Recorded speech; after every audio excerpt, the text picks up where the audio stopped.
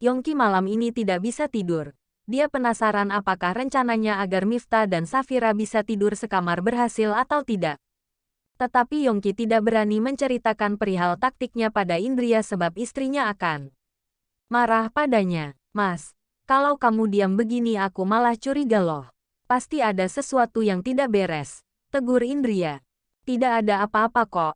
Aku hanya merasa bersedih saja karena tadi Miftah memberikan pesta yang sangat indah untuk Safira sedangkan aku.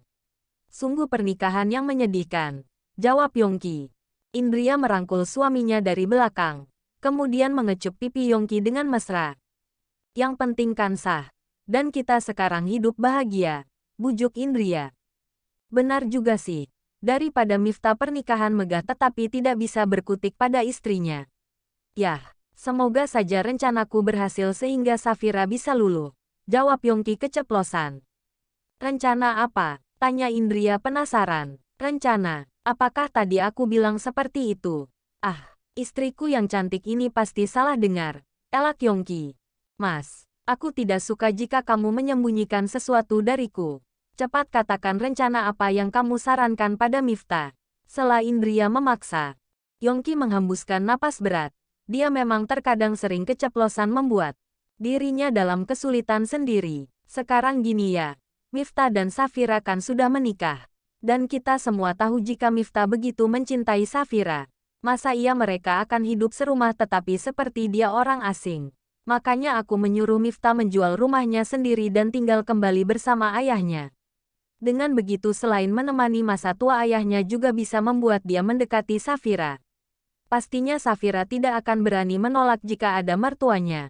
Terang Yongki hati-hati agar tidak salah bicara. Oh, kalau itu sih aku setuju. Karena mereka sudah menikah memang lebih baik memulai hidup baru menggapai ridha Allah. Apa sih arti hidup ini? Jika dipikirkan baik-baik seperti sedang dalam menghadapi ujian. Dan kehidupan yang sesungguhnya justru setelah kita mati, jawab Indria. Jadi kamu tidak keberatan? Tanya Yongki. Loh, kamu mengira jika istrimu ini adalah netizen yang suka ikut campur urusan orang lain? Kecuali jika mereka butuh bantuan baru aku menolong. Mereka ya mereka. Biar mereka yang memilih kehidupan sendiri kita tidak perlu memaksa. Hanya saja, jika ada sesuatu yang salah kita juga wajib mengingatkan. Ingat sebatas mengingatkan bukan mengintimidasi, balas Indria. Yongki memeluk istrinya dan mengecup keningnya dengan mesra. Aduh, aku yakin jika nanti anak kita akan sebijak kamu. Kira-kira anak kita lelaki atau perempuan ya? Gumam Yongki penasaran. Kalau di USG kata dokter sih bisa terlihat jenis kelaminnya jika sudah berusia 5 bulan ke atas. Kalau Mas Yongki menginginkan lelaki atau perempuan, tanya Indria penasaran. Sebenarnya lelaki atau perempuan sama saja sih. Hanya saja aku ada harapan anak pertama lelaki biar bisa menjaga adiknya yang perempuan. Karena aku ini mantan playboy tentu saja tidak ingin membiarkan putriku menjadi korban buaya juga. Balas Indria. Kufet, apakah dulu saat kamu masih menjadi playboy tidak memikirkan kalau kelak juga akan menjadi seorang ayah dari anak perempuan? Sindir Indria. Yah. Namanya juga masa remaja, mana mungkin aku memikirkan sampai ke situ. Adanya ya hanya senang-senang dan tebar pesona. Jawab Yongki ngakak. Ketika Yongki dan Indria sedang asyik saling meledek, justru berbeda dengan pasangan Miftah dan Safira yang seperti dua patung yang saling membisu menemani Bintara menonton TV. Sudah malam. Ayo semua kita istirahat. Ajak Bintara. Iya ayah. Jawab Miftah patuh. Safira ikut beranjak berdiri dan berjalan di belakang sang suami. Sampai di depan pintu Miftah berhenti dan Safira yang melamun langsung menubruk punggung suaminya. Aduh, pekik Safira. Ah maaf. Ucap Miftah. Kenapa berdiri di sini? Tanya Safira. Maaf. Aku hanya ada sesuatu yang mau aku bicarakan. Ucap Miftah. Iya. Tapi tidak di depan pintu kamar juga kan? Oh, mari masuk. Balas Miftah salah tingkah. Miftah seperti masuk ke rumah hantu. Bergidik merinding. Bayangkan saja bagaimana rasanya berada di dalam kamar bersama wanita yang dicintai dan sudah sah menjadi istri. Kemudian Safira duduk di tepi ranjang. Sedangkan Miftah di sofa. Untuk sesaat mereka berdua saling menatap penuh rasa malu dan gugup. Miftah menggigit lidahnya. Sungguh berasa seperti anak ABG yang baru mengenal cinta. Safira, maaf karena soal makan malam tadi. Aku telah menceritakan semua pada ayah dan dia mengira jika kamu sedang hamil. Jadi aku minta bantuan kamu untuk berpura-pura, pinta Miftah. Tapi namanya hamil beberapa saat kemudian perut akan membesar. Sedangkan aku. Nanti jika ketahuan berbohong justru akan membuat ayah mertua kecewa. Aku tidak mau berbohong. Tolak Safira secara langsung. Makanya aku ingin bertanya. Apakah kamu sudah cek kehamilan? Tanya Miftah serius. Safira menggeleng kepala.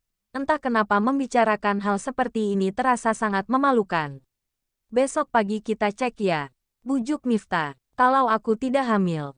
Tidak masalah. Karena waktu kita masih banyak. Jawab Miftah. Seketika Safira terhenyak. Apa maksud dari waktu yang masih banyak? Ayo sekarang tidur. Aku akan di sofa. Kamu jangan takut. Setelah Miftah menenangkan Safira yang mulai gelisah. Iya. Jawab Safira sangat gugup. Miftah mulai tiduran duluan. Dia berpura-pura memejamkan mata agar Safira tidak takut. Ternyata praktek lebih sulit dari teori. Aku kira akan mudah menjalani seperti ini tetapi nyatanya aku sangat menderita. Batin Miftah. Sungguh. Saat ini Miftah ingin tidur di samping Safira. Memeluk serta mengecup kening sang istri penuh kasih sayang. Miftah tidak tahu akan bertahan sampai kapan. Di hari pertama saja sudah terasa sulit dan menyesakkan dada. Dia ingin sekali menunjukkan kasih sayangnya. Tetapi untuk mengucapkan sepatah kata saja begitu menegangkan. Sampai tengah malam Miftah masih belum tidur. Sedangkan Safira sudah pulas. Dia pun langsung bangun dan duduk di tepi ranjang sambil melihat istri kecilnya dengan tatapan syahdu. Miftah menyentuh pipi Safira dengan perlahan. Terasa begitu lembut. Apalagi ketika jemarinya susah menyentuh bibir. Tiba-tiba, detak jantung Miftah berdetak semakin kencang. Miftah ingin sekali mengecupnya tetapi juga takut jika Safira terbangun. Ya Allah, kuatkan hamba. Gumam Miftah lagi-lagi menggigit bibirnya sendiri. Miftah lelaki dewasa. Tentu saja dia juga akan merasakan suatu reaksi pada tubuhnya saat dalam kondisi seperti ini. Tetapi Miftah memilih untuk diam dan duduk sepanjang malam sambil melihat wajah polos Safira. Aku akan bersabar dalam mencintaimu. Akan aku tunjukkan jika aku bisa. Dan aku yakin suatu saat hatimu bisa terketuk. Safira, aku tunggu sampai kamu bisa dewasa dan berpikiran terbuka. Akan aku tunggu sampai kamu bisa memahami apa itu arti pernikahan. Batin Miftah.